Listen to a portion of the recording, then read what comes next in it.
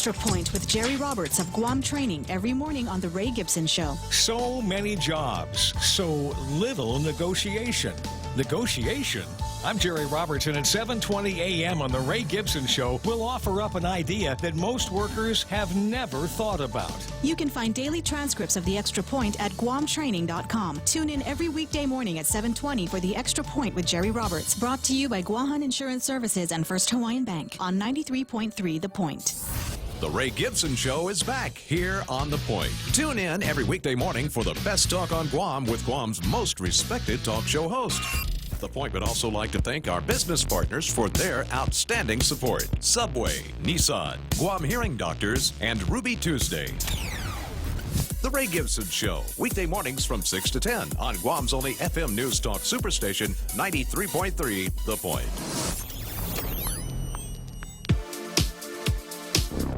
The Point is KUSG, Hagåtña, Guam, 93.3 FM and 104.3 HD3.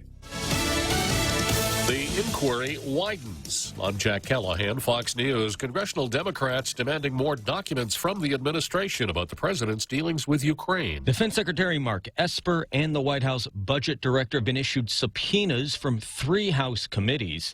Democrats want documents related to military aid for Ukraine by October 15th.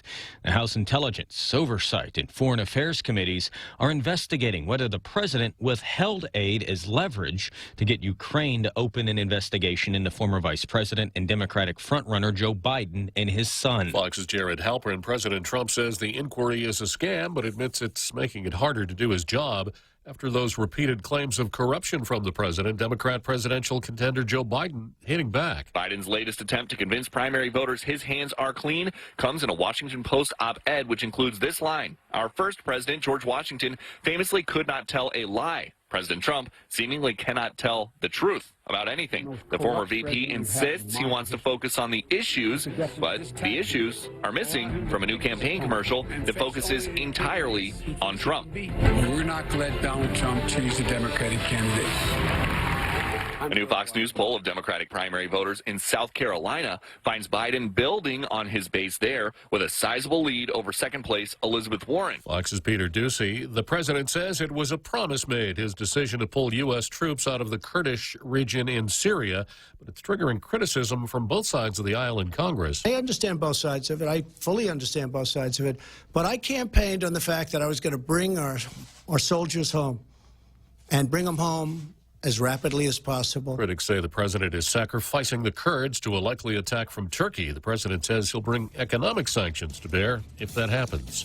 America is listening to Fox News.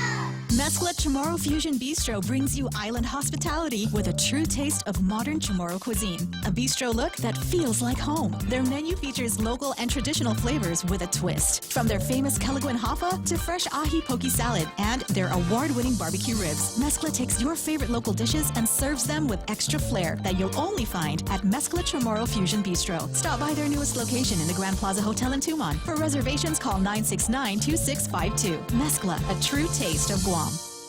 The federal budget deficit continues to grow. The U.S. government budget for the most recent fiscal year had a deficit of just under $1 trillion. The Congressional Budget Office says last year's deficit was about $779 billion. This year, it was nearly $985 billion. The CBO says deficits have been growing faster than the size of the economy for 4 years in a row. despite very low unemployment and positive economic growth. The overall accumulated national debt is at $22 trillion. In Washington, Jill Nato, Fox News. U.S. Customs banning some imports over claims of forced labor. They include from a Chinese company making baby blanket sleepers, a Malaysian firm that sells rubber gloves, and a company in Brazil that sells charcoal used in water filters. Goods from those companies blocked pending further investigation. The California inmate has convinced federal authorities he's telling the truth about 93 murders he says he committed between 1970 and 2005.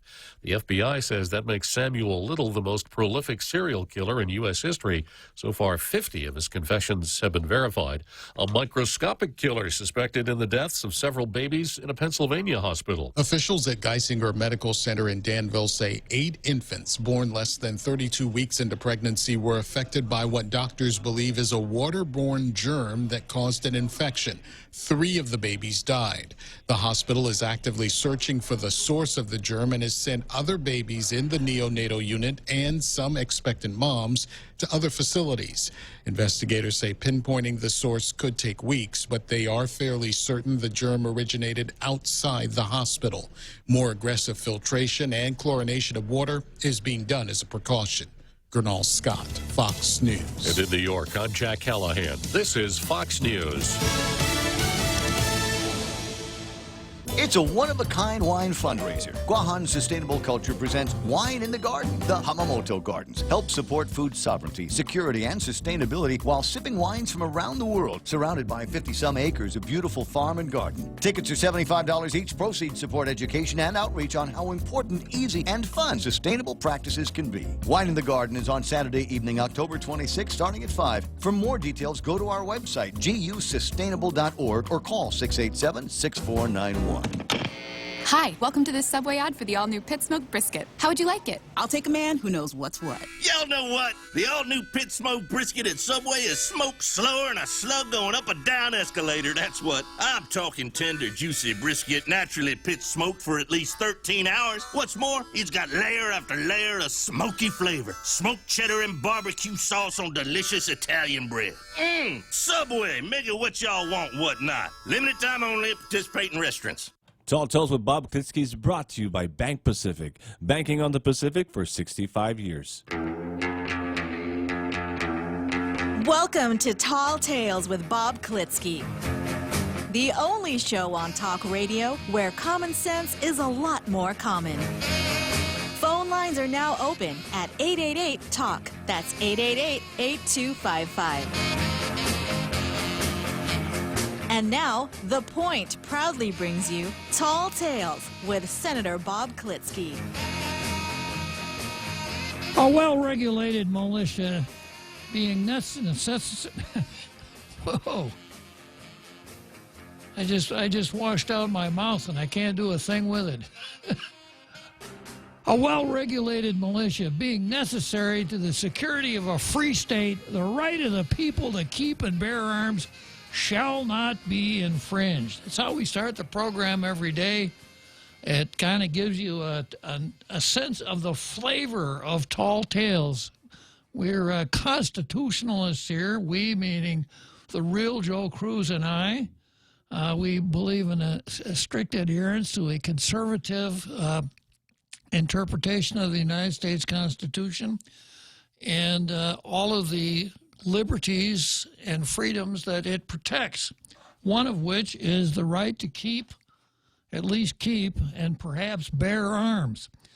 And on the subject of bearing arms, I, as is my usual custom, I have a squib here that will get into bearing arms. The Second Amendment says that the right of the people to keep and bear arms shall not be infringed. Two different things. To keep arms means to have them in your possession, and according to Mr. Justice Antonin Scalia, what that means is that you could have a firearm in your house for self-protection. That goes back to District of Columbia versus Heller, and by implication, the McDonald versus Chicago, the two leading Supreme Court cases on the Second Amendment. neither one of those cases talks about bearing arms. In other words, you get to keep a firearm in your house to protect yourself, protect your home. But the Supreme Court hasn't spoken lately to the idea of, well, can you carry that pistol, rifle, whatever, assault weapon, heaven, horror of horrors, can you carry that with you outside of your home? And the Supreme Court hasn't spoken straight on to that, but it's going to, I think, because the Supreme Court granted a petition for writ of certiorari on the famous New York City gun case that I've talked about quite often here on Tall Tales. New York City has an ordinance that allows you to keep a firearm in your house, but you can't take it anywhere except to 6 firearms ranges within the city of New York. So you can't take your pistol to your brother-in-law's house in Poughkeepsie, New York. That would be a violation of both the city ordinance and state law. So a case was filed called New York State Rifle and Pistol Association versus New York City to challenge the constitutionality of that provision, saying that, you know, the Second Amendment says you can bear arms. And that case, the Second Circuit, as you were a district court in New York City, upheld the Constitution. The Second Circuit upheld the Constitution. So a petition for writ of certiorari was filed with the United States Supreme Court. Now, I've explained that before. Usually about 8,000 cases are, you know, there are 8,000 litigators that want to bring their case before the Supreme Court. Only about 80 of them actually make it. And the mechanism is that one who would take his case to the Supreme Court, either from a state Supreme Court or from one of the 12 circuit courts of appeals, geographic circuit courts of appeals, or the federal circuit, or the Court of Military Appeals, would file a petition for writ of certiorari with the Supreme Court. And if 4 justices sign off on that writ, the petition is granted, and that case would be added to the calendar of the Supreme Court during that particular session. But obviously, it doesn't happen often, because only 80 cases are heard every year. Well, yesterday, the Supreme Court granted the petition in the case New York Rifle and Pistol Association versus New York City. So that case is now going to come before the justices. Now, after the petition was filed, the city of New York and the state of New York tried to pull a fast one. The city of New York repealed that ordinance, and the state of New York repealed its state law, which was very similar. And then they wrote a letter to the Supreme Court saying, you guys don't need to hear this case. It's moot because those laws have been repealed. And the petitioners, of course, said, well, yeah, it's repealed now, but maybe the case is dismissed and you guys are going to put it back on the books. But anyhow, mootness is one of the key issues here. So the Supreme Court has put it on its calendar. It's going to discuss the question of whether or not the matter is moot. That's one of the 2 arguments scheduled. The other one is the actual substance. Is it unconstitutional to have a law that so restricts the ability to bear arms? So there's a story here that I got from Bearing Arms, that website that covers all of those things. And it goes into kind of the same things that I mentioned. And it also points out that,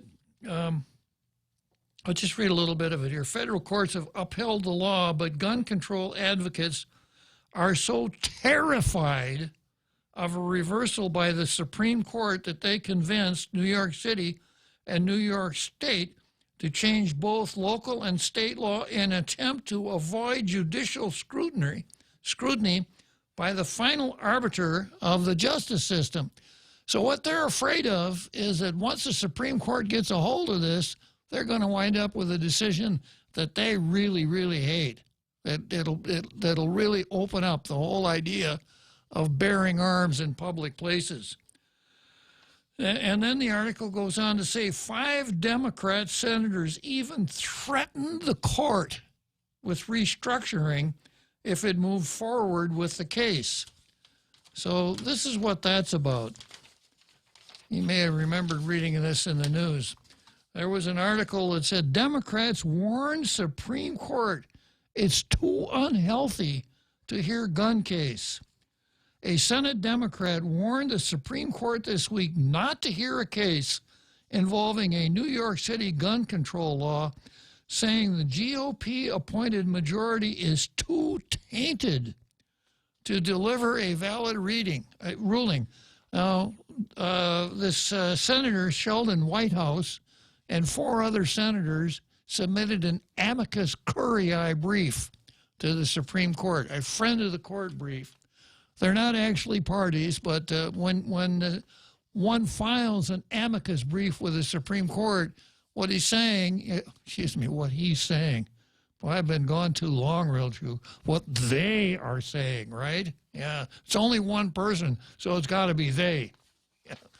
What they are saying is we're not parties. I'm not a party here, but I have some interesting thoughts on this case that I want to share with you. And if the Supreme Court approves that petition, then that becomes part of the record in the case. So the senator named Sheldon Whitehouse, Democrat from Rhode Island, has argued that the court has become too partisan and has produced too many ideologically divided rulings, damaging the public's trust in the federal judiciary. Now, this is a senator filing papers at the Supreme Court talking about two ideologically divided rulings. People who live in glass houses shouldn't throw stones, Sheldon Whitehouse. Whitehouse warned of looming changes the political branches could force on the courts. On the court, should it fail to show restraint. Here's a quote. The Supreme Court is not well, and the people know it.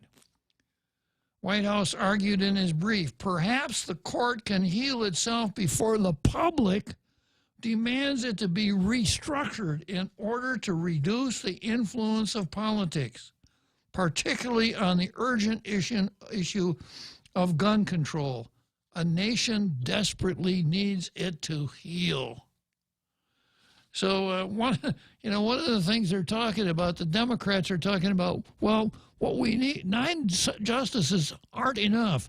We need 15, so we need to appoint 6 more. So, of course, we don't want to do this until we have a Democrat president. So they appoint 6 and they got 4, so they got 10 out of 15, right? It's what we used to refer to as court packing. If you don't like the decision of the court, well, let's change the rules and we'll put some justices. We hate this partisanship on the court, so we'll change the rules so we can put our people in there to combat partisanship. Now, this has been tried once before. You American history buffs out there in our Tall Tales radio listening audience, remember that Franklin Delano Roosevelt threatened to do the same thing back during the time when a conservative Supreme Court was holding portions of his New Deal unconstitutional. So FDR said, we can't be held back by 9 willful old men. Now, of course, anybody who criticizes old men is going to have to deal with Tall Tales on that one, right? Tall Tales was pretty young back in those days. So his solution was, whenever a justice is 70 or older and he doesn't retire, the president gets to appoint another justice. So that was FDR's idea of packing the court. It went over like a lead balloon. That was the end of FDR's ability to get any of his new legislation on the New Deal through the Congress. It really poisoned the well for him. But apparently Sheldon Whitehouse doesn't remember that those who don't remember the lessons of history are doomed to repeat them. So I bring these things up from time to time for several reasons. One, the basic one, I think that our country, it's important that people in our country be able to have firearms and to be able to carry them in public. And I'm not saying it should be an unrestricted right any more than driving an automobile is an unrestricted right. If I were the one who had the final say on this, I'd say anybody who wants to carry a firearm has to know how to use it safely. And I don't want bad people carrying firearms. I don't want criminals carrying firearms. I don't want people who have bats in their belfries carrying firearms. But I think as a general principle, people should, if they want to be armed, should be able to be armed. So that's one of the reasons that we do the Second Amendment thing every day. The second reason is that it is part of the Constitution. And it's important that I think every one of us understands that if people want to take away part of the Constitution and they're successful, that won't be enough. They'll keep chipping away at it. And I have had occasion where I showed you how the efforts to take the guns away from people also had a First Amendment dimension to it, so that the First Amendment was threatened, the Free Speech Amendment was threatened, as well as the Second Amendment. So I think it's important that we all understand that, in fact, the real Joe Cruz has a rather pithy saying about, and I'm not lisping here, a rather pithy saying about constitutions and laws and the role of the public. He's digging around back there in the control room right now. What is that you always say, real Joe Cruz? While the Constitution may set forth rights and liberties, only the citizens can maintain and guarantee those freedoms. Active and informed citizenship is not just a right, it's a duty. And who did you copy that from, real Joe Cruz? Senator Bob Klitzkie. And who did he copy it from? Ronald Reagan. There you go. All right. Two great conservatives, right? Yeah. Yeah. Okay, so, if you're paying attention here to Tall Tales, you've crossed that first bridge. You are active, or you are informed citizenry. But we all need to be a little bit active on it, too. And one of the ways we can is when we hear people spouting this anti-constitutional rhetoric, pop up and say, I believe in the Constitution. I think that our country is a great country because we are a constitutional country. I don't want to see it change. So rethink your proposition there, Lefty. Well, that's another reason that we do it. And the final reason is that none of these things that we talk about here on Tall Tales are isolated events. We've got the far left that has taken over the Democrat Party and is taking us down the road towards socialism. I use the term neo-Marxism, cultural Marxism from time to time. I think that's exactly what's playing out right in front of us. I've referenced the Frankfurt School and explained the Frankfurt School before. And all of the guys from the Frankfurt School are dead now, and none of them, I don't think any of them ever made their way to heaven. But wherever they are, they're probably chuckling right now because all of the things that they planned on doing in the early 1920s are happening right in front of our eyes. The identity politics, the trashing of our institutions, the hollowing out of our educational institutions, the corruption of our language, all of the political correctness stuff that people that we are trying to enforce. I don't try to enforce it on the real Joe Cruz. They, the real Joe Cruz, don't have to do that kind of stuff unless they want to, and I attempt to discourage it.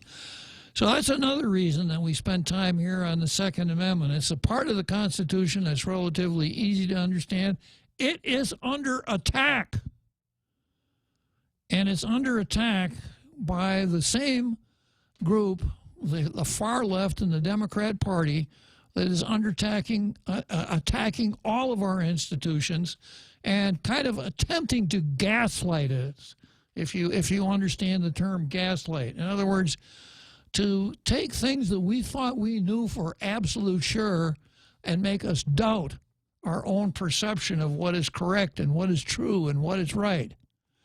Because once we start doubting ourselves, it's going to be much easier to put a ring in our noses and lead us towards the proletarian utopia that the neo-Marxists favor so much.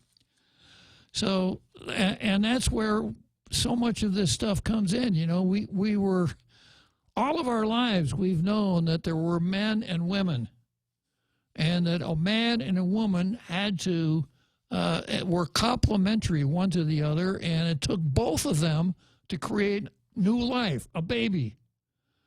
And that was the reason that, you know, the baby, the man, the woman, the baby, the family is the foundation of our society, the bedrock upon which our society is built. But the neo-Marxists have gone out of their way to destroy the family. You know, they've corrupted marriage, which can only mean one man and one woman. They've corrupted that to the point now where we celebrate Herman and Henry getting married, and anybody who doesn't get on the right side of Herman and Henry getting married might find himself in court. So all of these things, these are not isolated, independent events. These are all interrelated. They have various degrees of effect on each of us, but that effect is going to increase as time goes on. It's time that we all make sure that we are an informed citizenry and that we are an active citizenry. So, so much for the Second Amendment. From there, the real Joe Cruz is probably want to go from there to Zemi Ikotny.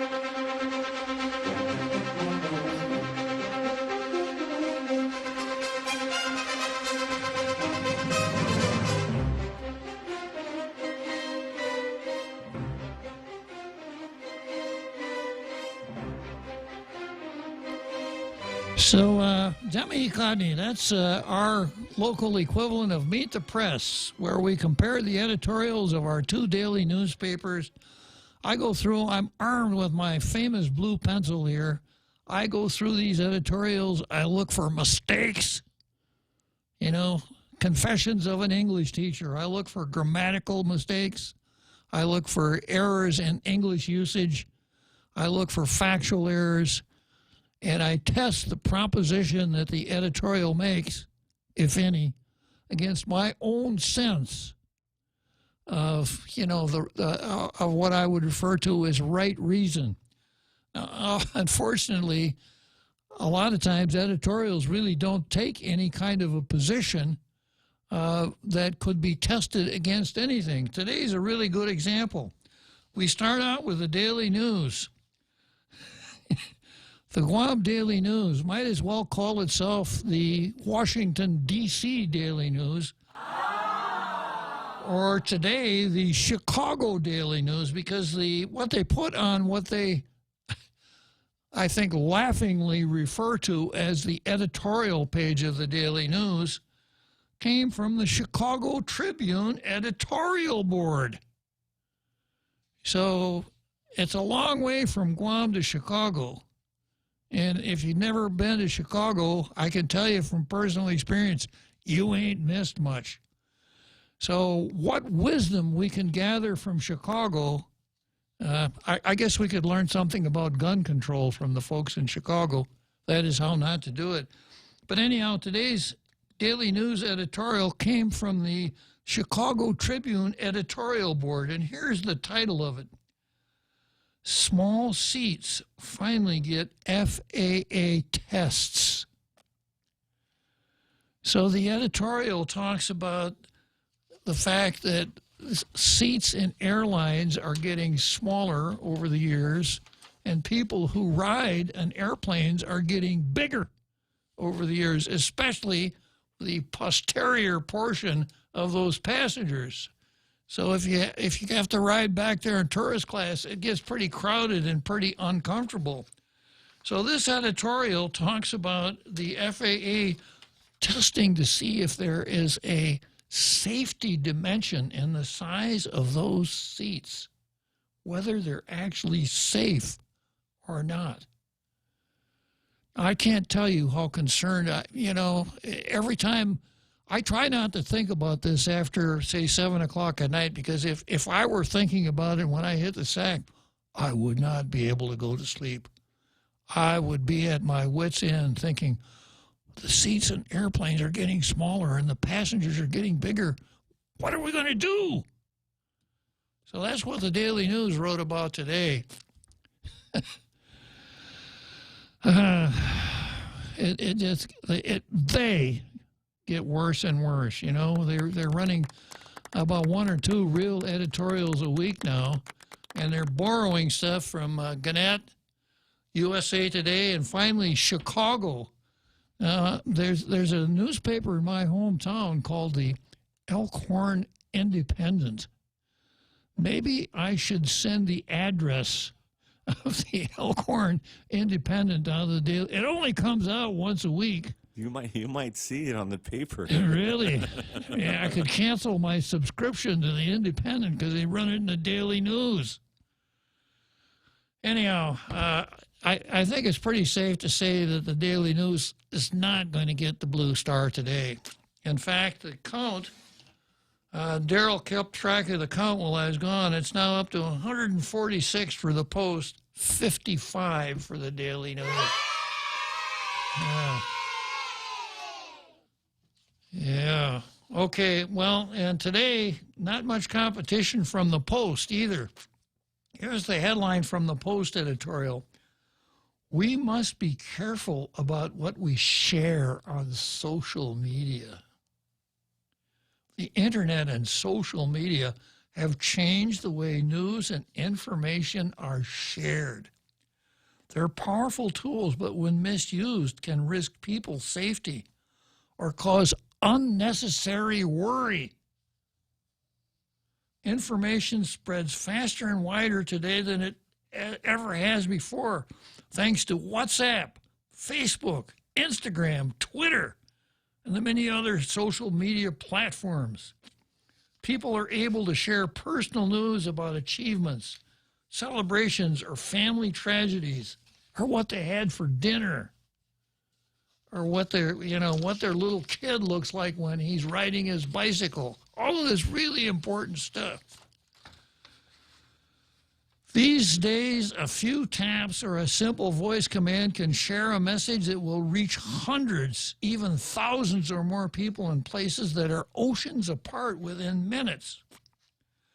Social media can be useful for spreading urgent public safety information quickly, but it can also be misused, resulting in panic. The Joint Information Center, which is the government's multi-agency source of information during times of emergency, has had to send out messages urging residents to be wary of the information they receive and to think twice before they forward messages from phones. On Monday, as the staffers at JIC worked to provide information on Typhoon Hagibis to inform Guam residents so that appropriate measures can be taken to prepare homes and ensure family safety, an old audio recording was circulated, causing concern and confusion. The JIC sent out a press release with the hopes that it sent just as far and wide as the audio recording so people would know the information is outdated. The JIC added, the community is reminded to refrain from sharing unverified or outdated social media posts or messages to help stop the spread of information. They're asking the public to be thoughtful about what's being shared before sending information that could cause panic, impede preparation, or even cost lives. We don't need a smartphone or supercomputer to see the wisdom in being careful of what we share on social media. Let's use the power of social media for good. Now, this is the editorial. To me, it sounds like something that should appear in the Dear Abby part of the paper. And so here we are talking about, here they are talking about how fast information spreads in the digital age and giving a cautionary instruction. And how are they doing it? Through the slowest means of communication possible.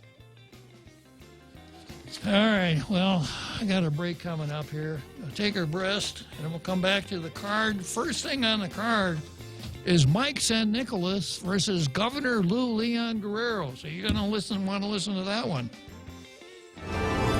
Hulu is all your TV in one place, plus more. Watch thousands of hit shows, movies, and award-winning Hulu originals for only $5.99 per month. It's TV without the cable contract and the freedom of on-demand streaming. Get current network shows from ABC, CBS, NBC, and Fox, and binge watch every season of your favorite cable shows. Premium Hulu viewing is brought to you by Proline Automotive and AB Sports, Guam's store for Nike. To advertise on Hulu, call Choice Digital at 989-0042.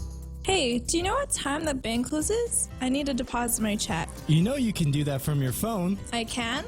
With Bank of Guam's mobile app, it's easy. Just endorse the back and snap a pic to deposit it into your account. You can do this from anywhere, anytime, which means no rushing to catch the bank and no lines.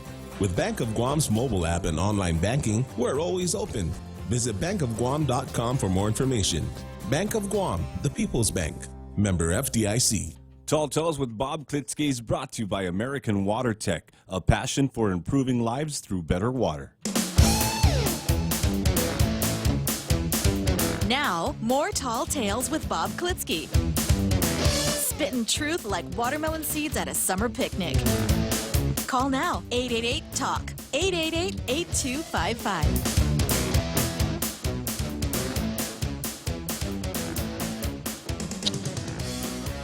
So I'm going to stop spinning out watermelon seeds here for a moment and go back to Delegate Michael San Nicolas versus Governor Lou Leon Guerrero.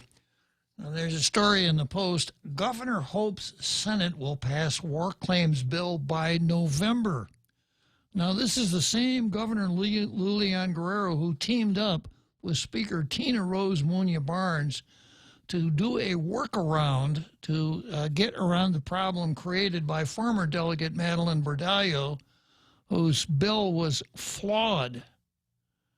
So even though her bill was passed by both houses and signed into law by the president, it was missing some language so that no money can actually be released to pay the claims that have been adjudicated.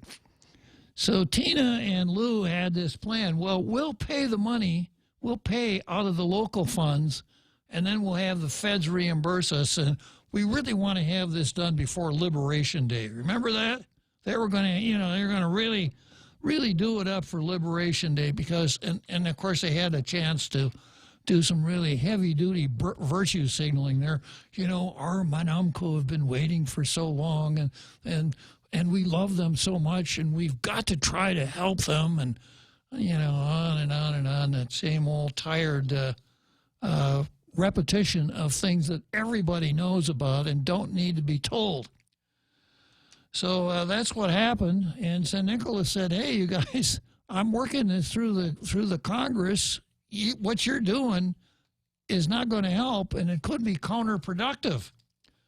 At about the same time, former Delegate Robert Underwood came out and wrote, who is a columnist for the Daily News, and he wrote a column talking about leading the parade. And he said, if you're in Washington, what you do is when you see a parade going by, you run like hell and get out in front of it so that people will think that you're leading the parade. Now, of course, he's speaking figuratively there. He's using an allegory. So what he was saying is that if there's a political trend that's coming along that people are going to like, you want to make sure that you're in front of it so that people will give you credit for what's going to happen, even if you didn't cause it to happen.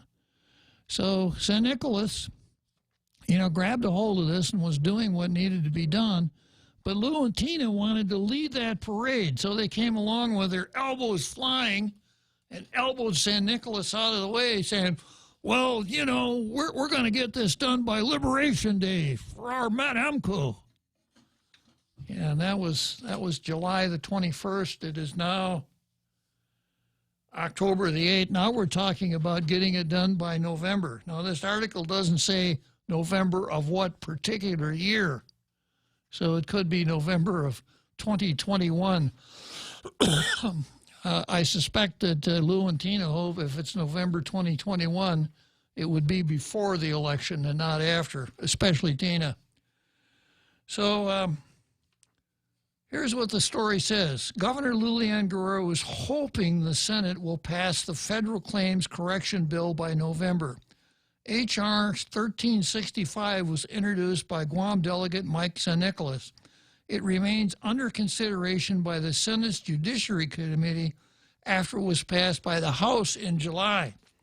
The governor told reporters Monday that Lieutenant Governor Josh Tenorio and Chief of Staff Tony Babauta have been lobbying members of the Senate Judiciary Committee in recent days.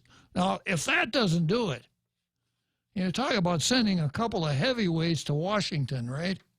If that doesn't do it. And then Lou has to take the opportunity here to diss Michael San Nicolas one more time. She says, apparently they are not familiar with H.R. 1365. Now, of course, every time we use the word they, we have to translate it and tell people what it really means. So when she says apparently they are not familiar with H.R. 1365, the they in this case is not Michael San Nicolas. Although, modern political correctness would require that if I were going to refer to Michael San Nicolas, I would have to call him they. But the they in this particular sentence is referring to the Senate Committee on Judiciary. They are not familiar with the bill. So Josh and Tony are talking to the staff.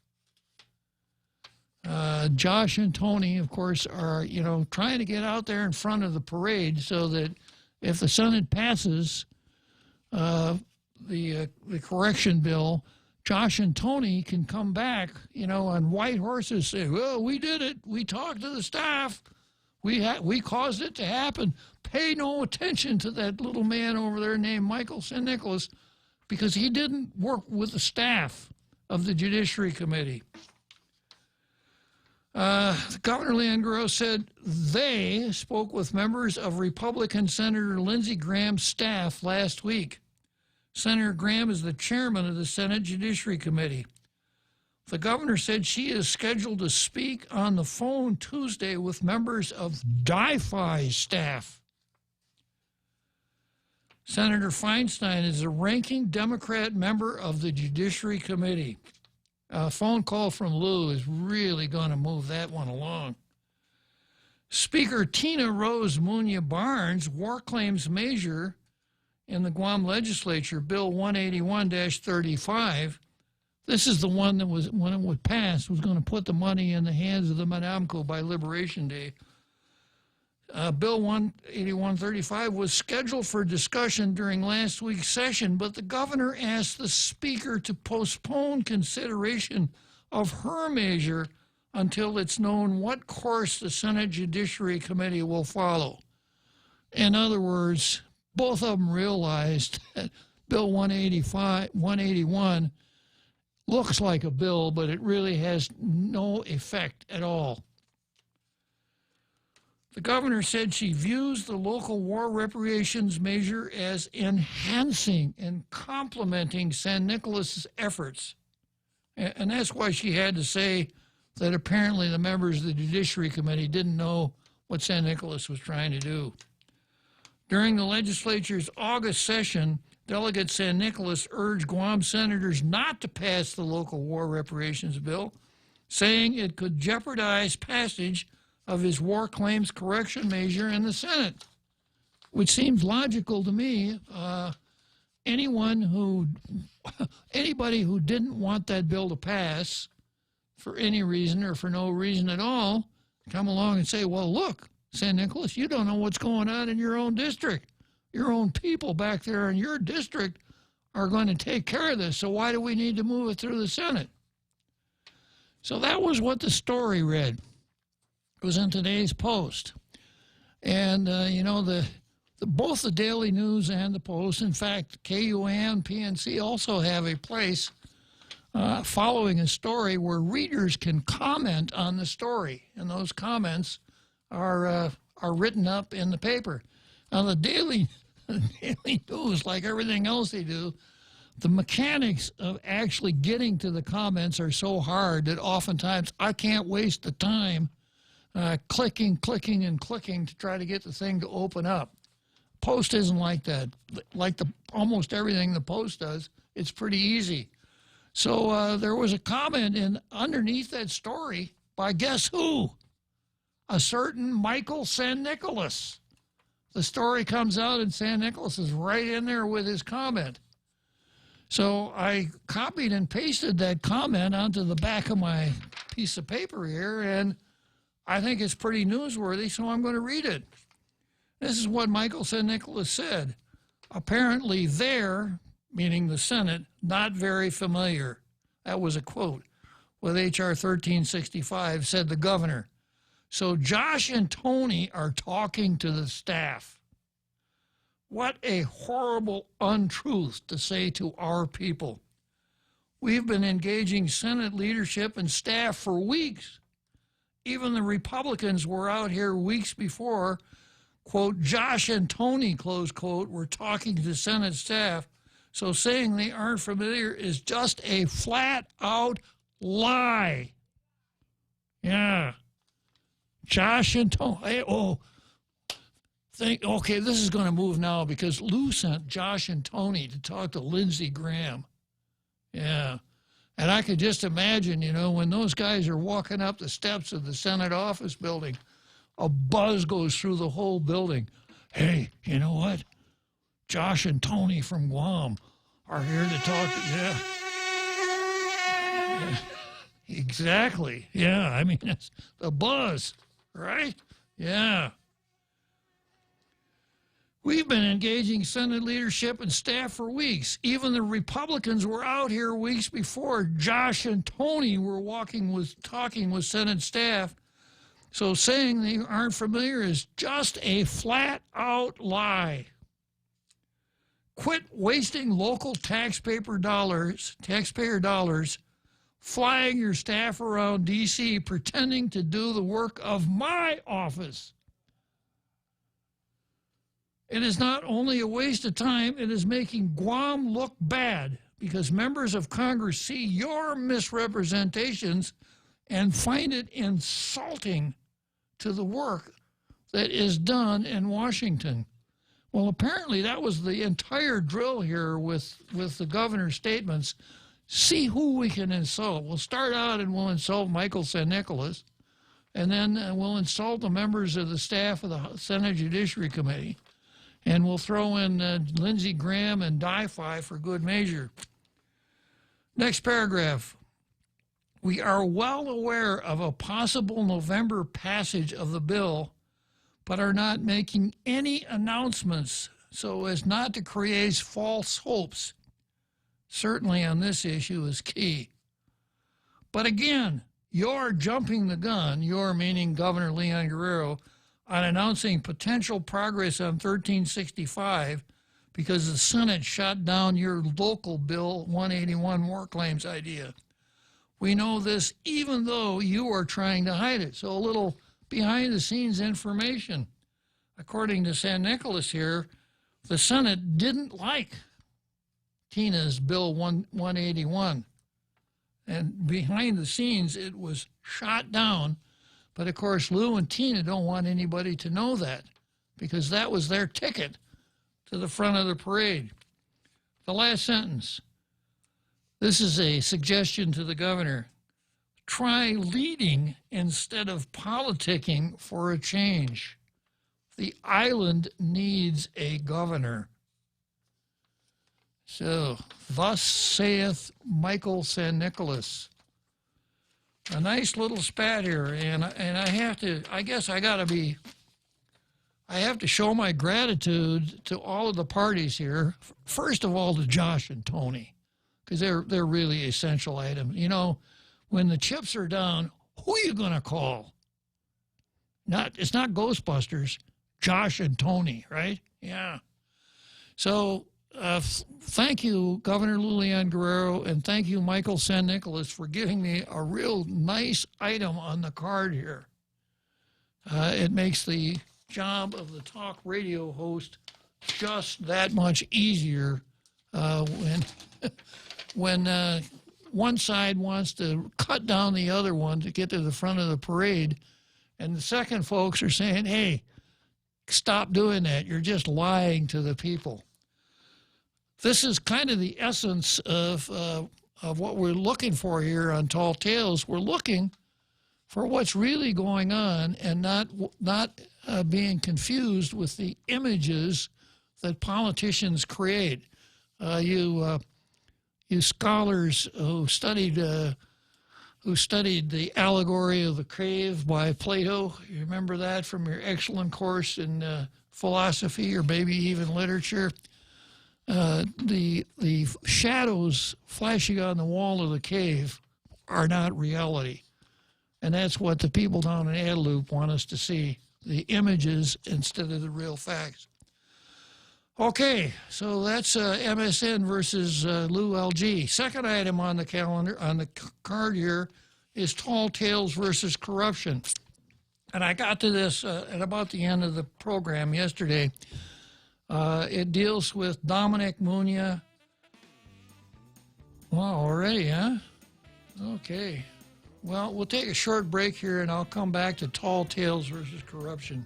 The current world record for longest motorcade of Nissan cars is 250, and Nissan Guam wants to smash, crash, shatter, beat that number. All Nissan owners are invited to help set a new Guinness World Record by joining our Nissan motorcade from JFK to Adelup October 13th. Any Nissan Datsun or Infiniti is eligible. Register at the Nissan Guam showroom and get your official motorcade bib. The first 370 entrants will get some awesome Nissan swag gear, plus a chance to win thousands in cash and prizes. Register today, and let's put Guam in the record books.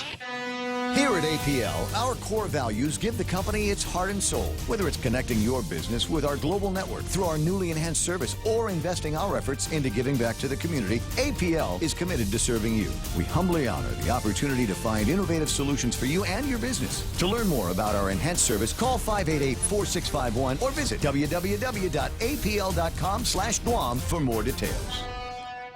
Tall Tales with Bob Klitzkie is brought to you by Bank Pacific, banking on the Pacific for 65 years.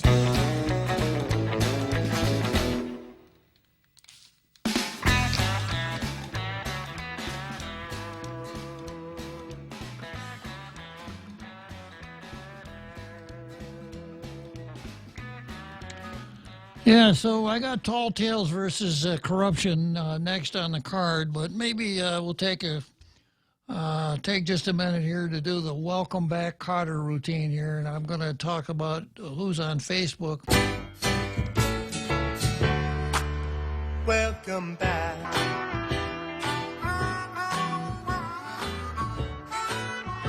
So I guess people out in our international radio listening audience have gotten over the shock of looking at Facebook and seeing my ugly face for the first time in a couple of months. The outpouring of Welcome Back Bob was really something yesterday. So let's see who's on board today. Well, we got Shelley Gibson. She was the first one to sign in. And James Howard, who we haven't seen for quite a while. Remember the old Triple J regulators? That's James Howard. And Jose Martinez is here. Simon Sanchez is here. Probably Simon Sanchez is wondering if I'm going to talk about renewable energy and the environmental wackos. The environmental wackos, from what the news that I was following when I was gone, are saying we've got to stop burning fossil fuel now. We've got to go to solar power and renewable forms of energy right away because the Earth is suffering. That's your environmental wackos. The same folks that got their skivvies all bunched up about the tree up at Anderson, and people had been taken care of for 20 years. So these same environmental wackos, of course, could help out a lot themselves. They could put their cars up on blocks and start walking or riding bicycles to wherever they're going. It doesn't take any fossil fuel. They could turn off their air conditioners. That's probably the most the item in a household that uses the most power for sure is the air con. So turn off your air con. And stay off your cell phone, because obviously a cell phone requires electricity. And right now we're generating electricity by burning oil. So anyhow, Simon, we understand, we meaning I understand, the environmental wackos and the people who are actually running the power authority and the considerations that have to be brought to running a power system for an isolated island that's not part of any grid except its own. So we're going to be watching that, and as the environmental wackos say wacky things, this will be brought to the attention of our international radio listening audience.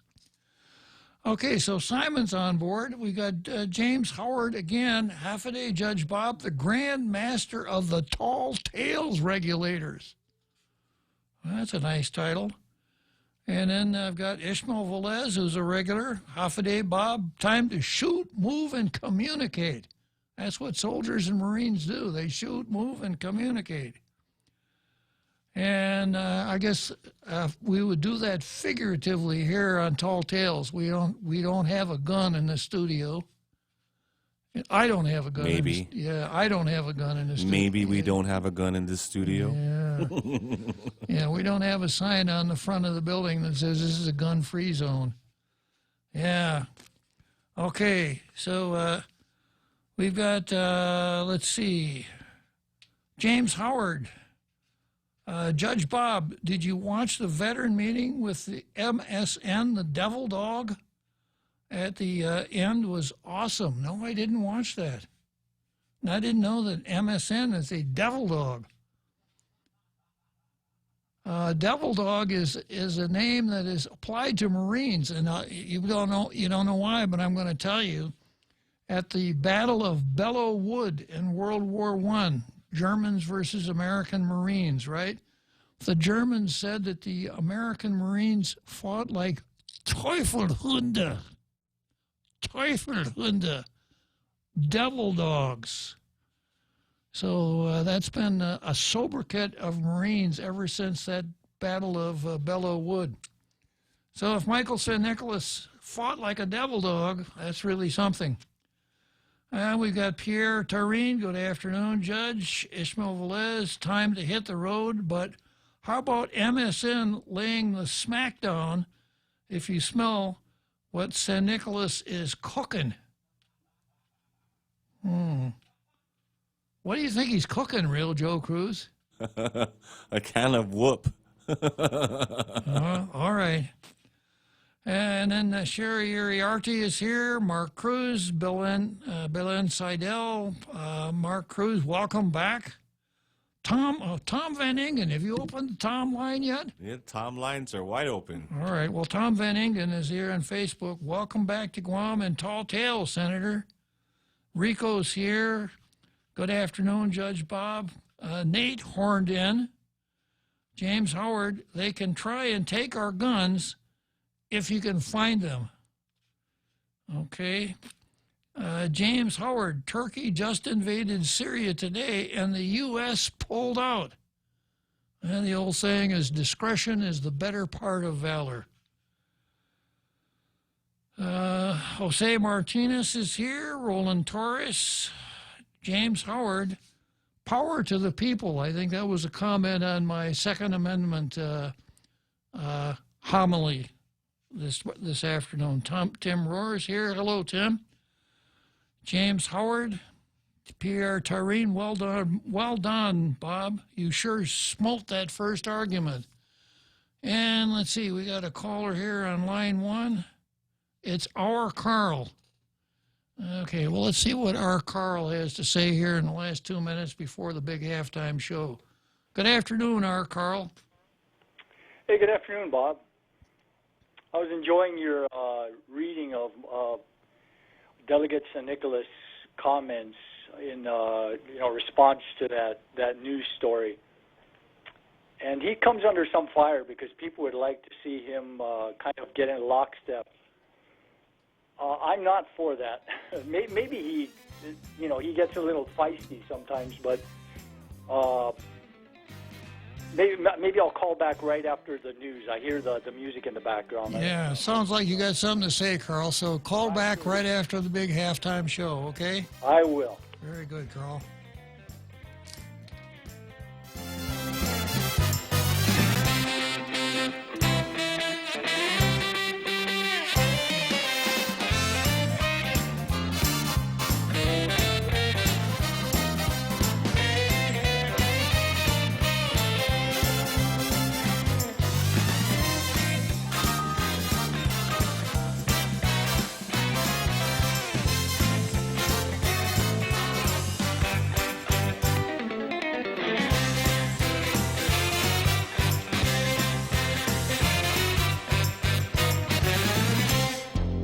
The Point is KUSG, Hagåtña, Guam, 93.3 FM and 104.3 HD3.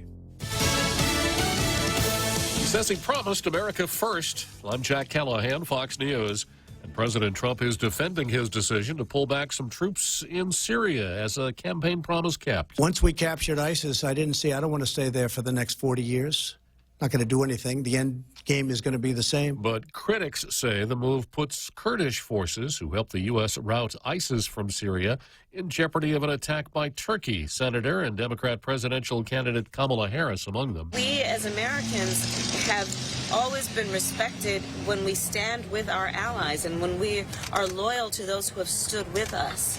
And this is a moment where, yet again, Donald Trump is prepared to betray people, and in this case, people who have stood with us. The president says he'll use economic pressure against Turkey to spare the Kurds if necessary. In the ongoing congressional inquiry into the president's phone call with the president of Ukraine, 3 House committees hold a deposition today for Gordon Sondland. He's the U.S. ambassador to the European Union. The president still deriding the probe. The people understand it's a scam. They're trying to win an election in 2020 by using impeachment. If you look at that call, it's a perfect call. It's congenial.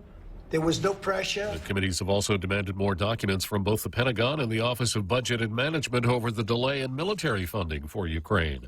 An ominous warning for pro-democracy demonstrators in Hong Kong. The territory's chief executive, Carrie Lam, says the Chinese military could step in if things get bad. She says she hopes they can work things out without intervention, but says the protests are no longer a peaceful movement for democracy.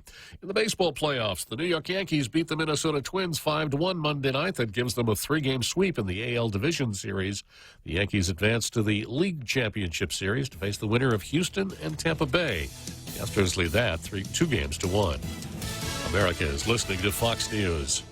Connecticut water treatment customers don't keep coming back. They're satisfied the first time. That's right. Connecticut non-electric water treatment systems take care of your water problems, and you won't need to keep calling us for repairs. Join the list of satisfied Connecticut customers who purchased their non-electric water systems years ago and are still enjoying clean, conditioned water without any hassles from timers or circuit boards. American Water Tech, a passion for improving lives through better water.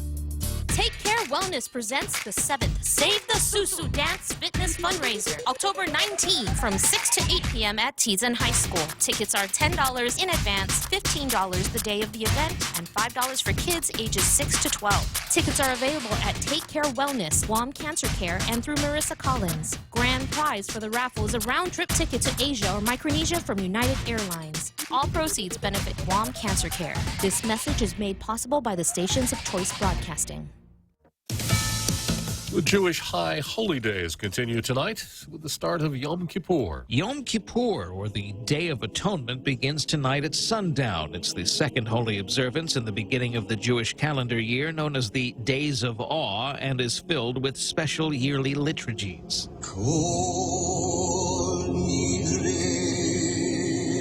Most notably tonight is the prayer Kol Nidre. It was famously sung by Neil Diamond in his movie The Jazz Singer.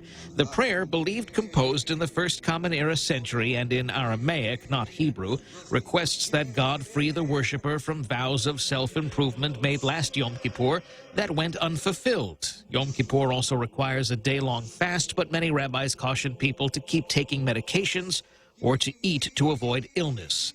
Eben Brown, Fox News. U.S. signed a limited trade agreement with Japan. The U.S.-Japan trade deal would win back benefits American farmers lost when President Trump pulled out of a trans-Pacific trade agreement during his first week in office. The president praised the deal in the Roosevelt Room. They will create countless jobs, expand investment and commerce, reduce our trade deficit very substantially, promote fairness and reciprocity, and unlock the vast opportunities for growth. The new U.S.-Japan mini-deal does not resolve differences over trade in autos. The U.S. trade deficit with Japan came to $58 billion last year.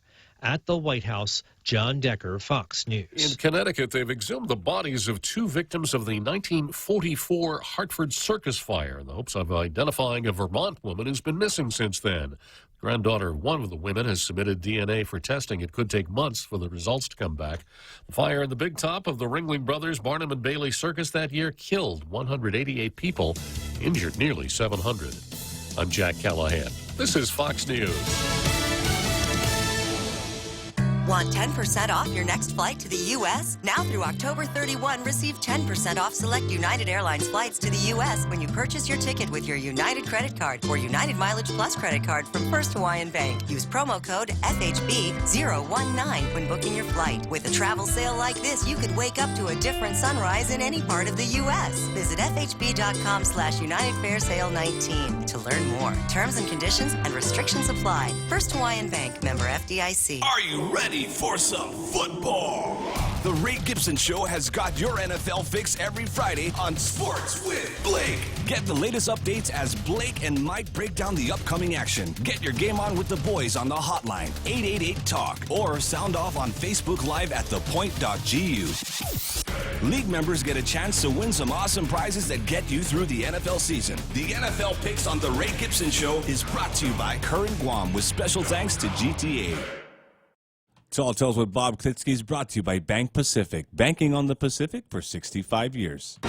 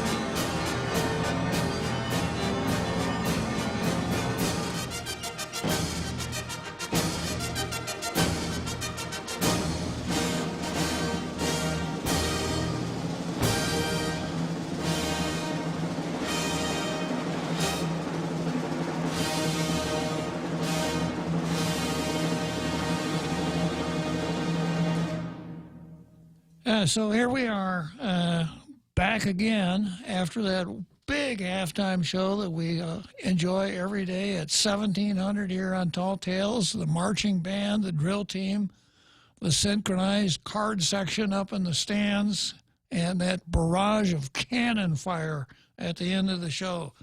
Really doesn't get much better than that. So our Carl was on the line here before we broke for the big halftime show, and he said he was going to call back afterwards. So I don't see any lights lighting up here. So in the meantime, I'm going to go to something that one of our international radio listening audience members sent in. It's a post on a website called Jungle Watch. If you've never been to Jungle Watch before, highly recommend it. junglewatch.info. I'm going to go through this for a minute, and then I'll get to the real, to R. Carl. So this goes back to November 14, 2013. And this is what it said. During the discussion of the Infant Child's Right to Life Act, Bill 195-32, Senator Mike San Nicolas gives an impassioned pro-life speech. Immediately behind him, through the window, sits Anita Areola, one of Guam's most famous abortion champions. At the beginning of San Nicolas' speech, she is speaking with someone else. At about 3:38 into the speech, she apparently notices San Nicolas isn't keeping with the script. As a Democrat and a former employee of Guam's other most famous abortion champion, Bank of Guam President Lou Leon Guerrero, we're sure they expected San Nicolas to at least keep his mouth shut if he had any pro-life leaning. However, San Nicolas gives one of the strongest pro-life statements in recent memory on the session floor, and Areola is clearly not amused. The juxtaposition of one of the strongest ever pro-life speeches on the session floor against the backdrop of the face and facial expressions of Guam's most prolific pro-abortion champion is, well, quote, we could not have planned it better. Enjoy, and thank you, San Nicolas. We look forward to your continued advocacy in all matters of protecting our most innocent and defenseless brothers and sisters, both born and unborn. So this goes back to November 14, 2013. So perhaps this spat that we're seeing over San Nicolas's bill it has deeper roots than what we might have thought before. Anyhow, a little insight there. And now I notice I've got our Carl back on the line. So you were talking about San Nicolas. Carl, go ahead. Yeah, because he, even now I can see with his comments about the governor's comments on this, the bill that that's working its way through Congress, that he had a strong response. And someone came on one of my posts and kind of, said he shouldn't do that. He should learn to be a team player. I think we just saw the perfect example of team play with the passing of the minimum wage bill. Not a single senator, I'm ashamed to say, had the guts to stand up and oppose that. And when I see that, when everyone is high-fiving each other as we walk over the cliff, as I like to say, the figurative cliff, I really get nervous. And I hope that's not a sign of things to come, of bill just getting written, everyone high-fiving each other and just passing on through, going to, the governor's office, or she signs it and it gets into law, because I think that's terrible. Well, you'll recall Tijeras Taggarty, don't you, Carl? Daryl Taggarty, who has distinguished himself as being a host from time to time on Tall Tales, has said that in order for the legislature to properly function, it's got to be like a scissors, two sharp blades cutting against one another. We need to officially name that Taggarty's Law in honor of him bringing that up. Tijeras Taggarty, that's what we call it, yeah. Exactly, and he is absolutely right. I kind of pine for the old days, even for that legendary event of the hot dog food fight in the legislature. Now, I think that was obviously kind of childish, but at least given the options of having a 15-0 vote on a bill, and a controversial bill, it should be anyway, or having really vigorous debate on it and having it barely pass, I'd rather see a lot of vigorous debate. I'd like to see a fiery debate. So I kind of pine for those old days, of the people like Richard Titano, and Al Israel that would get up there and really tear into a bill, and they had an opinion, and they were feisty, they were fiery. And I like to see that. That's why we vote for people for two different parties, so they can oppose each other. And like you said, that the scissors, working against each other, they come up with the best possible outcome. Well, the old saying is that when everybody is thinking alike, it means that nobody's thinking at all. And I think that's probably the case. That's probably the case with the minimum wage, because I suspect the thought process is this. I want people to know that I'm for the little people. I'm a man of the people. I'm looking out. I want to make people's lives better. So I don't want to be seen as someone who would deny poor people more money in their pocket. Just a lot of question begging, a lot of assumptions that don't stand up against the cold, hard reality of the way an economy works. But it's a classic case of virtue signaling and pandering, and nobody wants to stand up and say, hey, wait a minute, I'm not going to vote for this because it's dumb legislation, and I'm going to separate myself from it. And the ironic thing, Carl, is that if I grab my political prism, which I think I've described before, when I look through my political prism, it filters out everything except political considerations. It filters out the law, morality, common sense. The only thing that gets through that political prism is political considerations.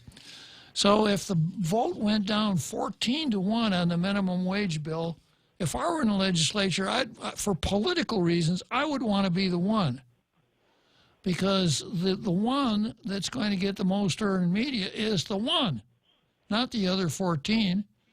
And nobody's going to blame the one guy who opposed it, because after all, it passed. And if the thing turns to ashes later on, the one guy who opposed it said, well, now you can understand why I voted against it. So if somebody wants to establish himself as a thoughtful, courageous representative of the public, being the one on a 14-1 vote's a darn good place to be. Yeah, I was about to say the same thing. It's a golden, it's not on gold, it's platinum, a platinum opportunity for one person to go against the grain and against the crowd and stand out and differentiate themselves. And not a single one was willing to do it. And, in response to what you were saying, they don't want to be seen as against the little guy. Well, then, write letters to the editor, call up talk radio, get out into the media. You've got, easy access to the media as much as possible, and constantly repeat over and over again, I'm against that bill. I am for raising wages, but this is the wrong way to do it. It earns political capital and makes people look like they care, and it's very easy. So I call it catnip for politicians. But it's the wrong way to address the issue. What causes wages to rise is for more and more businesses of job creators to enter the market and compete for labor, and for laborers to increase their human capital, their valuable work skills through on-the-job training is the absolute best way. And if they go and they keep repeating that over and over hundreds of times, they'll be known as the guy with the common sense solutions, They just blew it, in my view, every single one of them. 5 Republicans blew it. Unbelievable. They just passed up a golden opportunity. Well, was it 5 Republicans or was it 10 Democrats and 5 rhinos? Well, you know what? The new symbol of the Republican Party on Guam, the rhinoceros. Yeah. Republicans in name only. Yeah, I only voted for 5 senators this last election, all Republicans, over pocketbook issues. And it looks like it may be going down, in the next election at this rate. If they don't start differentiating themselves and showing some spunk and some spirit and some fighting spirit for going against the grain, against this out of control spending and just bad legislation. I mean, I don't see the point. I really don't. I agree, Carl, 100%. All right, Bob. Thanks for listening to my brief rant on that. I appreciate it, and I really enjoyed your take on St. Nicholas. I was sitting on my couch laughing. I mean, it was really edutainment. I mean, it was classic. Well, thank you very much, Carl. All right, bye. Talk to you later. Okay, so Carl apparently liked my summarization of San Nicolas versus Leon Guerrero, but there is a dissenting voice here that I've picked up on Facebook from guess who? Jesse Limtiaco, who has been known to, he's been known to take issue with a host of tall tales before, and it kind of reminds me of that scene from The Wizard of Oz, one of my very favorite movies of all time, when Dorothy and the lion and the scarecrow and the Tin Man are there, and Oz is not going along with what Dorothy says, and Dorothy questions him, and there's explosions and fireworks. You dare question the great Oz? That's kind of like how I see it here with Jesse Limtiaco. You dare question the great tall tales? But back to the movie, the next thing is that Toto goes and pulls the curtain aside, and you see this little man in there manipulating all these levers, creating this illusion on the screen. And I think that's Jesse. That's the role Jesse is describing too, Pay no attention to that little man over there. So here's what Jesse says. MSN would have been better off running for governor rather than being a non-voting congressional delegate. I don't know if he'll have the support with the current legislature. He may gather up new candidates to run for legislative seats so they can support his policies if he gets in. In my opinion, Guam should stop sending a, quote, delegate. It's just a waste of money for the feds that have a huge deficit and quite honestly embarrassing. And quite honestly, it's an embarrassing and undignified position.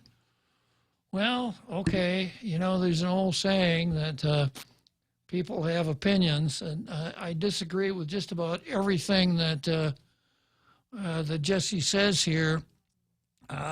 The old idea of can't we all just get along and can't we work together? I tend to go with Carl's idea that I'm glad to see somebody who would buck the traces and not go along just for the sake of going along, especially in this particular scenario when it's so clear that Lou and Tina are trying to grandstand, play to the nickel seats, mixing metaphors here, get out and leading the parade when it should be San Nicolas.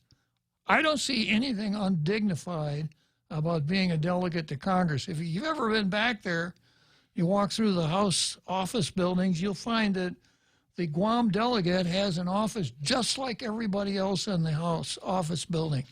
He's got a staff, he's got a budget, he has everything that every other member of the House has. He doesn't get to vote, but he does get to be members of committees, and he does get to vote in committees. And San Nicolas is the deputy chair of the Finance Committee, right under Auntie Max.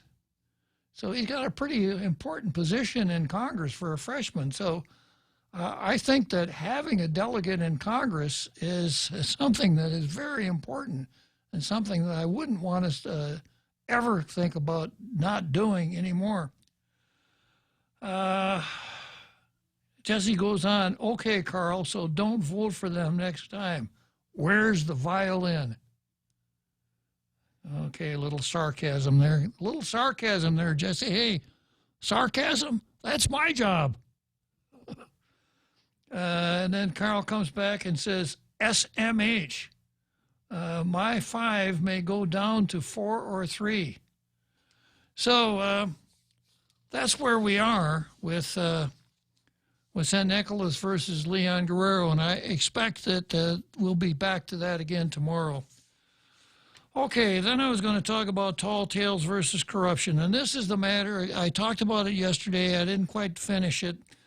Dominic Munia was working at Public Works as a $60,000 a year maintenance man.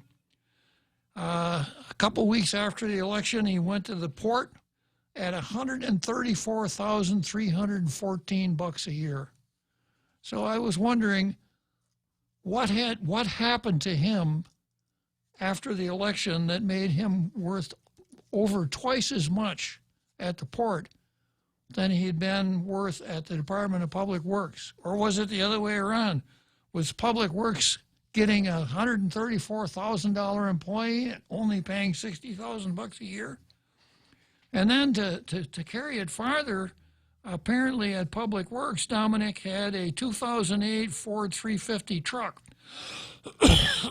So that truck came down to the commercial port. And if you read the story here, it ran in the Post, apparently Dominic gets to drive it back and forth to work, which is corruption. There's just no getting around it. It's not permitted in the law, and it's unethical, and it's dishonest to use a government vehicle and government gasoline to commute. Getting to work is your own responsibility.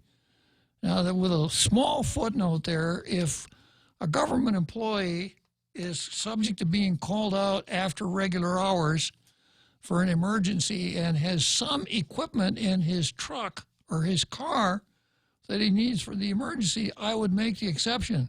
But I can't think of such a thing right now.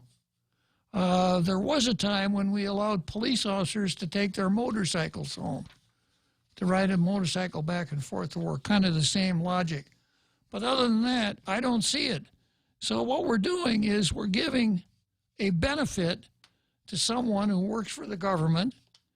It's an untaxed, there's no tax on the benefit. It's outside the regular compensation plan, and it's just not cool at all. So I'll come back to this, but I think Jesse wants to get back in on the delegate part. So I'll take a break here from Dominic Munia and go to Jesse. Yes, sir, Jesse. Yes. Hey, Bob. How's it? Good. Yeah, I just don't feel, we should send a delegate. It just doesn't make any sense anymore to send one. The federal government obviously controls what happens on Guam. The Congress people actually can vote on the House, and they have power over Guam. So why do we send one anyways? They did the build up without any any input from Guam. I mean, even if we did put an input, they still went with it.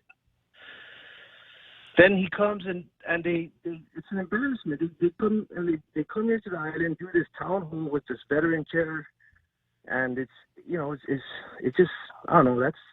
I just thought it was pretty degrading for them to come here and act like they're going to do something. They're spending billions of dollars on this military buildup, and you expect people to believe that they can't build a veterans hospital? I mean, are we that stupid? Are we that naive? Jesse, it just doesn't make any sense.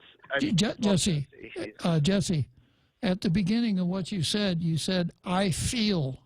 So are you expressing your feelings now or your thought? Jesse, hey, Jesse, this is talk radio. You don't get to do all the talking.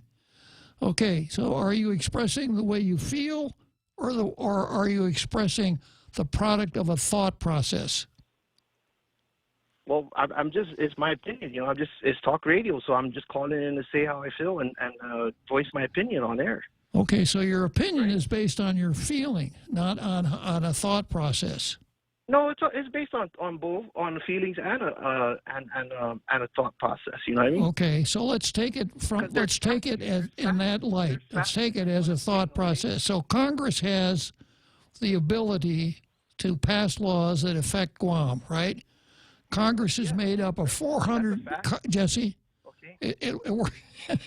Pardon me for talking while you're interrupting. Okay, There are 435 members of Congress. They're divided up into committees, and much of the important work in Congress is done in committees.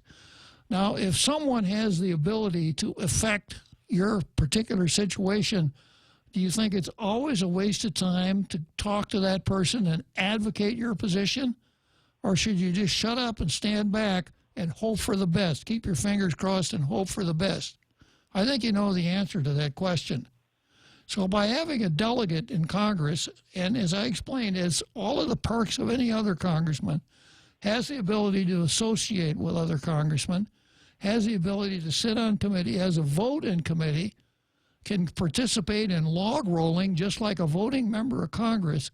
How could this be a waste of time and money?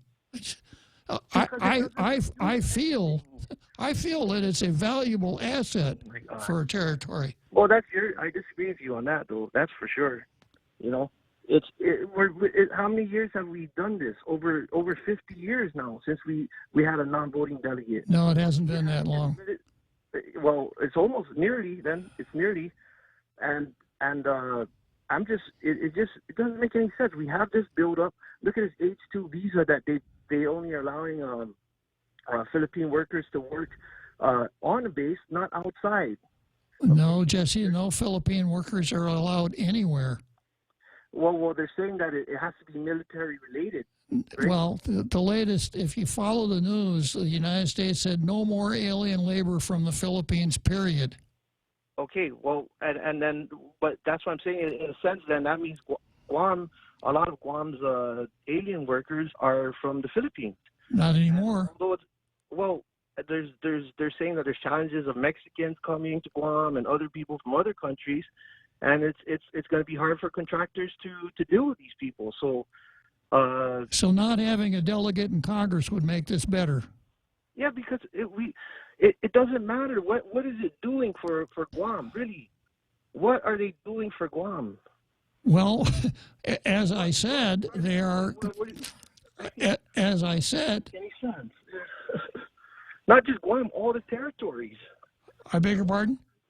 Not just Guam, all the U.S. territories. So it just seems, for me, it just seems like there's no dignity in that. Where, I mean, they're going to look at you and say, okay, you can vote on the committee, but what do you have to offer me? Well, they have a vote on committee. That's what they have to offer. That's what log rolling's all about, Jesse. That's for me, and hopefully get her on my side. And then, you know, we're just reduced down to that. Well, according to your logic, Wyoming has only one member in the House of Representatives, so it's just a waste of time for Wyoming to send that one representative to Congress, because what can one man do? On Wyoming, there's bigger. I'm just talking for Guam. I mean, we're having this military bill literally going to change our lives either for the good or for the bad. And, you know, the fact that we have no say in that is I just find that really disturbing. And it's just, you know. Well, suppose we had, you know, 160,000 people. You know, the smallest ratio is about 700,000 to one congressman. So suppose we had 1/6 of a congressman. You think that would make any difference? I don't think it would, but you know. Yeah. You know, that's why I said we don't. You already know where I stand. I'm not. I just don't think Guam should be in union with the United States because we're just super far away from one. Well, then what you need to do, Jesse, is you need to join with me in my suggestion that what we need to do is we need to have a vote. And that vote, the question on that vote should be, should Guam separate from the United States and be an independent country, yes or no? That's what I think we should do, and I don't even care who gets to vote. So why don't you join me in that proposition, Jesse? I do. I have before. You know, I said I would join you in that. All right. Well, then you've got something that I can understand. But telling me how you feel about things and kind of presenting some emotional things that you don't think are right doesn't really ring my bell. But thanks for calling anyhow, Jesse. I got a break coming up here. I'm going to have to sign off, okay? Okay, thanks, sir. All right. Thank you, Jesse. GRMC's Neuroscience and Neurology Department treats a wide spectrum of disorders associated with the nervous system, spine, and brain. Some of the more common disorders include seizures, epilepsy, dementia, sleep disorders, migraine, and stroke, which is one of the leading causes of death on Guam. GRMC's neuroscience team is equipped with the latest technology and the finest neurological doctors. To make an appointment, contact GRMC Specialty Clinics at 645-5500. The Extra Point with Jerry Roberts of Guam Training every morning on The Ray Gibson Show. So many jobs, so little negotiation. Negotiation? I'm Jerry Roberts, and at 7:20 a.m. on The Ray Gibson Show, we'll offer up an idea that most workers have never thought about. You can find daily transcripts of The Extra Point at guamtraining.com. Tune in every weekday morning at 7:20 for The Extra Point with Jerry Roberts, brought to you by Guahan Insurance Services and First Hawaiian Bank on 93.3 The Point. Tall Tales with Bob Klitzkie is brought to you by Mescla. Try their featured special for October. Taiwan-style beef noodle soup. Beef shank and tendons, slowly simmered in a rich Taiwanese-style soy-based broth, served over noodles with bok choy and cilantro. Available in Agana and in Tumon at the Grand Plaza Hotel. For reservations, please call 969-2652.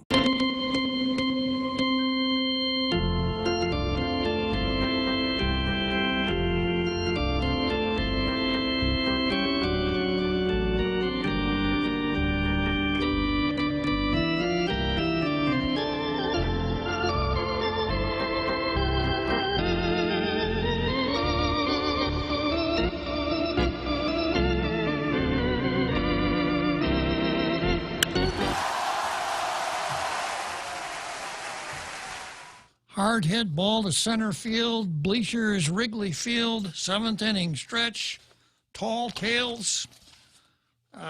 We're back in the old routine here again. So I just had a spirited conversation with Jesse Limtiaco, who I think really set the tone for his rant by telling us how he felt. Now, I think all of us do. We have feelings and we have thoughts. And to be governed by your feelings, oftentimes, it's not the best way to go. I can think rationally, but oftentimes my feelings are not very rational. Jesse has a feeling that I think is pretty soundly grounded in the idea that there are a group of people called Chamorros here on the island, and until everything on the island goes the way the Chamorros want it to go, he feels it's unjust. Now, if I were to agree with him, I don't know how we would do that, because they're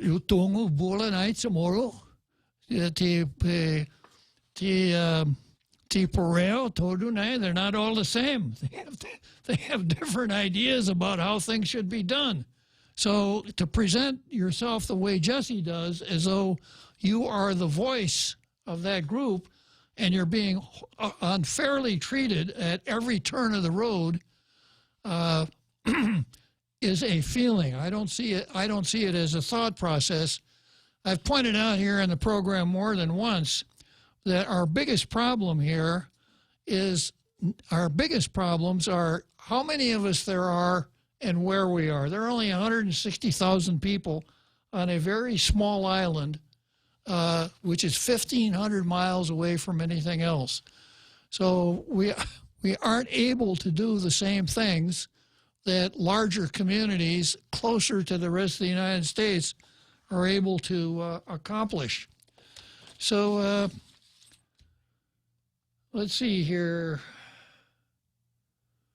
Dennis Bensur asked, is he complaining just to complain? And I'd say probably, yeah. It's the politics of anger. His feelings cause him to be angry about the way things are done or not done. And I think we saw a demonstration of that just a few minutes ago. So I might not get into corruption here at the port. Got a couple callers on the line. I've got I've got Joe and I got Carl coming back for the second ride. So let's start out with Joe. Good afternoon, Joe. Hey, welcome back there, Bob. Are you able to hear me pretty good? I can. Now, you are Joe. You're not the real Joe. You're not pretending to be the real Joe Cruz, right? Any Joe. Any Joe. To be able to represent any Joe is it. All right, so we've got the real Joe Cruz, and then we've got any Joe on the line. Well, right now I have a lot of background noise, airplane going overhead. I'm not sure. Are you able to hear me? I can hear you fine. Go ahead, Joe. Okay, so what we have here is in some instances disagreements, in some instances a failure to communicate, and it's really important that people participate. So even if it's the feeling is that it's simple complaints, it can be useful in the future as long as people are respectful to each other. It's just the learning curve. We're increasingly falling behind the learning curve on how to treat each other and how to get along with each other. And it's a lifelong lesson how to get along with each other. So there are some everyone has some issues that are maybe partially valid or maybe more valid than other issues, but the feeling my feeling is that I'm not sure we're at the point where we want to throw the baby out with the bathwater, meaning do we want to completely get rid of our relationship with the U.S. and have even something the free FAS or freely associated states sort of a relationship? Joe, I hate to interrupt you, but we can't do that. That's a myth. It's a will-o'-the-wisp. Either. And not only that, it doesn't make sense because we're U.S. citizens. Wouldn't that be like a step backwards? It is. It would be. It doesn't make sense to give up. The whole point is to participate. I think we have a system that we haven't made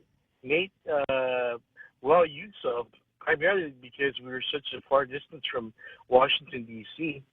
But I think there are ways that we can continue to increase participation and to have everyone be heard and try to be polite about it.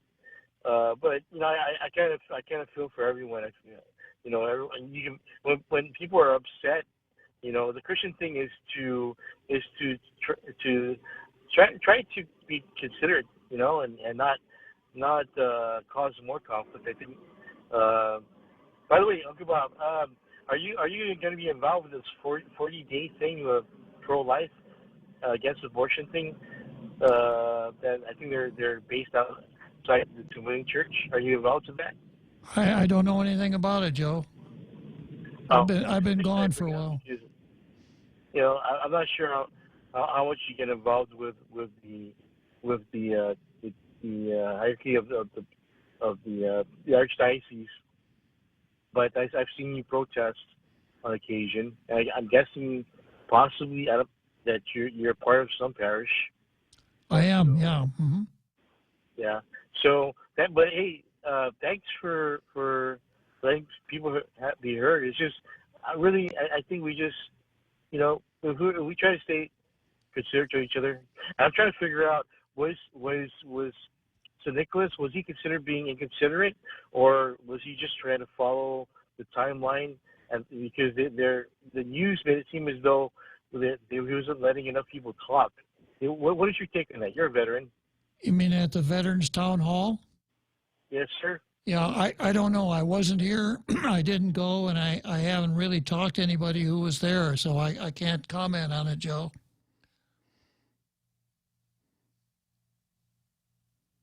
Looks like we lost him. Okay. Well, thanks for calling, Joe. And if you didn't get a chance to say everything you wanted to say, you can call back. I've got our Carl on the line, and you did open the Tom line. I've got Dr. Poole here. So, Carl, I'm going to go to the Tom line here since you've already had one ride on the Ferris wheel. I'm going to go to Tom Poole first. Good afternoon, Dr. Tom Poole. Gracious, good afternoon, Judge. And you know, I'm so flattered that you put me ahead of Carl, because Carl's really a lot smarter than I am, and I'm not sure that was a good thing. I love listening to Carl's comments, but in response to what Judge said, and by the way, Judge, like everyone said, I don't want to belabor the point, but we're just so thrilled to have you back. We just missed you horribly. So don't ever do it again, please. Jeez, I got to go next week, Carl. Tom, I'm sorry. That's terrible.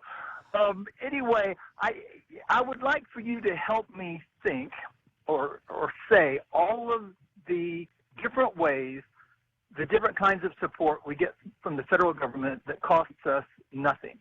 You know, that is, you know, our highway funds and our wildlife conservation funds and, you know, our, you know, food stamps, I know they're not called that anymore, but the food supports and the Medicare and on and on and on. If you could list those things, I'm just not sure that someone like Jesse, who seems like, you know, a very sincere fellow and feels strongly about this, I just don't think he understands what it would mean to, and I know the power brokers you talk about, the guys that want this for other reasons, but I suspect Jesse really sincerely thinks it would be better. But I just feel like that we have the best deal of anyone in the United States. I just don't think that anyone has it as good as we do. That is our relationship with the federal government. But I think you could do a much better job than I of detailing that. And I think that needs to be done over and over. I just am not sure that everyone understands that. Well, that's a really good point, Tom. And for me to orally list all of the benefits, financial, that come from our relationship with the United States. Remember, it's only a 2-hour show. Yes, sir. So we'd have to do away with a halftime show and the seventh inning stretch. And, you know, that would take up the whole show, and I don't think I could finish it then. But I remember I was here in '97 when Super Typhoon Pocket tore us apart, and I remember reading that year that U.S. disaster relief was the single biggest disaster outlay the United States had that year. And I've forgotten how many millions of dollars it was, but that cost us nothing. And I'm sure that Jesse would agree that all of these things, TSA, all the other things that we have, that if we went independent, we would have to create those things ourselves, and we would have to pay for them ourselves. And I'm just not sure everyone understands that all the income taxes we pay in gets rebated to us. I know, you know, I know, and the military people that are stationed here 3 months out of the year, we get their entire IRS checks back. And it's just unbelievably good to me or for me in thinking about this, and I just can't imagine why anyone would want to divorce themselves from that. I agree 100%, Tom. You know, I make a couple of points. One of the things that the politicians in Washington, D.C. say is they want to have a deal as good as Guam. I don't blame them. Because they have to pay income tax just like everybody else in the 50 states, and like in the 50 states, and they don't get to keep it like we do. So we get to keep it. Exactly. And then we get all of the bennies that any one of the states gets. In a sense, we're getting it for nothing. But, you know, the second point I would make is this. The one thing that we get that we enjoy because of our relationship with the United States is the rule of law.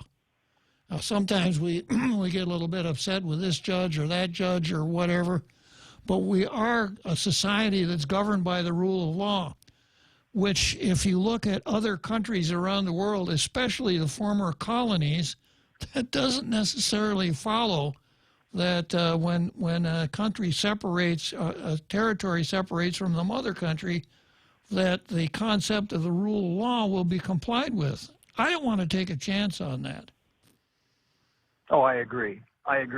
Judge, thanks very much. I'm grateful, and I'm grateful you're back. Thank you very much, Tom. It's always good to talk to you. Yes, sir. Bye now.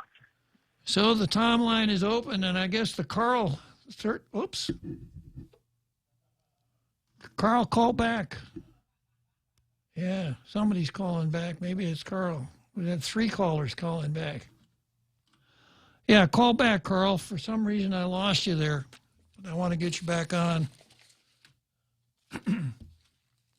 Okay, there he is. Yeah, go ahead, Carl. Yeah, thanks, Bob, for taking me on a second go-round here. Yeah, I just like to comment. I like Jesse. I think I hope we meet face to face someday because he does seem like he's a sincere guy. But the thing is that what is happening locally is that everything that happens is being reframed as that the U.S. is a bad influence, and I think to have an idea of what's happening, we could look at what happened prior to 1999 when Hugo Chavez, the Marxist Hugo Chavez, was elected to Venezuela. Prior to that, Venezuela had the highest wages in South America, and they had and that was because they had some of the largest, if not the largest, oil reserves in the entire world. But he was able to get in among the people and constantly preach this critical theory, constantly criticizing every single aspect of their present society. And he convinced enough people that they were living in hell.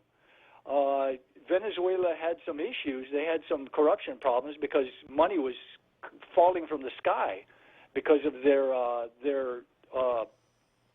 petroleum industry. But he somehow got in among the poor and the idealistic young and others and kept preaching this thing about, how this is terrible and, if you just get me into power, I'm going to make this right, And he little by little moved society, enough people's perception in Venezuelan society that they actually began to believe, yeah, this is pretty awful. I mean, wow, this is terrible. So they elected this guy to power, this charlatan, and by the time he died, he did improve the situation for the people, basically himself and his cronies. Chavez was reputed to have been worth over $1 billion. So he did make life better for some people, specifically him and his Marxist cronies and some supporters. I see the similar thing happening here, this constant reframing every single thing that happens that can be reframed as the United States bad. That's what I see going on here. We actually, as you pointed out, we have it quite good. Not perfectly. We've still got a lot of work to do, but we've got it much better than we think we do. Yeah, I agree, Carl. And, I see some of the trappings here of neo-Marxism and some of the things that I read and hear, this idea of, as you say, trying to say that things are really bad. And we have problems on the island, but I come back to the same thing. Most of our problems are caused not by who we are, but how many of us we are. 160,000 people. Maybe we got 10,000 veterans on the island. I don't see the Veterans Administration. I wouldn't see a responsible Veterans Administration building a hospital for a small number of veterans like that. You go to places in the mainland, if you live in some remote parts of the western United States, Utah, Texas, Arizona, you got to go a long way to to find veterans hospitals or some of the other things we actually take for granted here. So we have a small population, and we're a long way from everywhere else. We have a non-voting delegate to Congress who one of my posters here says, well, that means that San Nicolas is working in the colonizer's government. So obviously it's not worth going, it's not worth doing. So... Well, would you mind if I hang on and just make one quick comment on the other side? Yeah, I don't know how we're back to the seventh inning stretch when it should be the home stretch there, real Carl. I mean, real Joe Cruz. So we'll let the real Joe Cruz. Yeah, we have one break here, and then the home stretch comes after that. It's 5:52, real Joe Cruz. Yeah, we have a break right now. Okay. All right. Well, hang on, Carl, and we'll let you wrap up the show, okay? Thank you. We understand what matters to you because at Docomo Pacific, we're a family too. With the Now Family program, Mom, Dad, and kids stay connected on the latest devices the whole family can enjoy. For just $155 a month, get 3 lines with 30 gigs of 4G LTE data each, and endless use of your favorite apps without affecting your monthly data bucket. Add more, get more, save more. Docomo Pacific, better together. Some conditions apply. Chili's Grill and Bar is now open at the second floor of the Two-Mont Sands Plaza. Hi, welcome to Chili's. Come and see what the buzz is all about. Grab your friends and savor their sizzling fajitas, big mouth burgers, and fall off the bone smoked ribs while sipping on their world-famous Presidente margaritas. Treat yourself to an elevated experience at Chili's and feel why they're like no place else. Now open on the second floor of Two-Mont Sands Plaza. Together, we Chili's. Tall Tales with Bob Klitzkie is brought to you by Bank Pacific, banking on the Pacific for 65 years.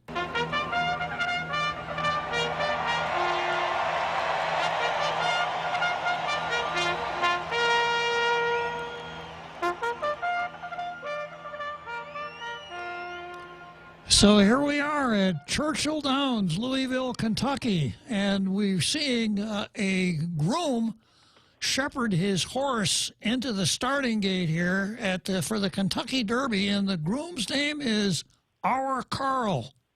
So tell us about it, Our Carl.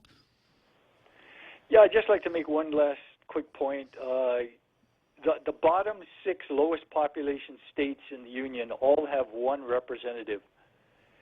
And they do vote. That is true, but that and if they are not proactive, if they don't, as former delegate Underwood has stated, something that I thought was very valid, that the most valuable thing that we have in our representative is, as you pointed out, the ability to log roll, to form networks, connections, friendships, relationships, and use those things to advance the causes that are important to the people of Guam. And that's priceless. That is very, very important. 1 vote, I don't know how much value that has in the big picture, but forming relationships, I like former Senator Al Israel's famous quote that I use over and over on my Facebook page. He used to say, "Have mouth, will talk." And he did talk a lot. Anyway, Bob, thank you very much for allowing me to chime in way too long. I sure appreciate it. Okay, Carl. Well, you make some good points. Thanks for calling. So there we are. So Jesse takes the position that the delegate is degrading. It doesn't make any sense. And there's always a certain woe is me element to Jesse's positions, which he admits are his feelings. And I don't know how to explain it any better than what I have, but I think that I want a government that acts based on thoughts, not on feelings. Feelings are too easily manipulated and are not necessarily the best that we could do. Sometimes I have feelings about things that I can see later on when I think about it. Sometimes anger is the best example I can think of. Sometimes something will make a person really angry. He feels really angry. But 24 hours later, he looks back at it and thinks through it and said, that wasn't that bad. I didn't handle it very well. I let my anger get the best of me. And you can say the same thing for other feelings, sympathy, empathy. Some of these things that we hold in high esteem sometimes will take us in the wrong direction. So there's nothing wrong with having feelings, but if you come to tall tales and you are expressing your feelings, you're probably going to get called on it, because I'm going to want to know how you think about a particular issue as well as how you feel about it. As far as feelings are concerned, there are people here who feel like it doesn't matter because, we're a colonized people. We're oppressed. and the oppressor is the national government. And no matter what we do, we can't have our way. Well, that's very true. But it's just as true in any one of the states. Nobody ever gets, or no political entity ever prevails on every single issue. There's in a situation where people vote on the directions that they want to go, and where we have parliamentary structures, nobody ever gets to call all of the shots in his own way. We have a parliamentary structure back in D.C. We don't have one of the 435 votes. Think about that. One vote out of 430.